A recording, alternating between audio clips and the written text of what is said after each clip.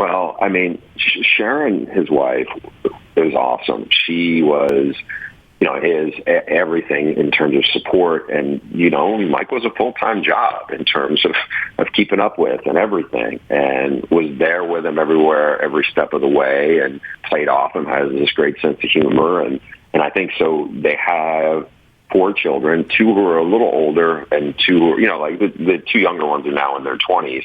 But his oldest, Janine, is a doctor, and I know that he had a really special relationship with them, and some of the same things that he kind of met them halfway on certain things that they were really interested in. But you would also see Mike with his coach's kids, and so. I mean, one thing that's kind of bittersweet about this is, they bought a lake house not that long ago down there, and they loved Starkville and they loved where they were at. And I know, like, we're really close to USC's receivers coach, Dennis Simmons, and Dennis knows Mike about as well as anybody, maybe outside of Sharon. He was with him the whole time at Tech, and with him the whole time, or most of the time at Washington State.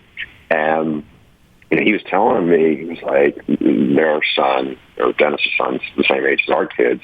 And he was like, yeah, I want to get Cannon down there. We'll take him fishing and do all this stuff. And I think a lot of the young families, Lincoln's kids are about the same age as well. Like, I think Mike had such a connection to those, like he was the dad of this sort of dysfunctional family, but sort of crazy family.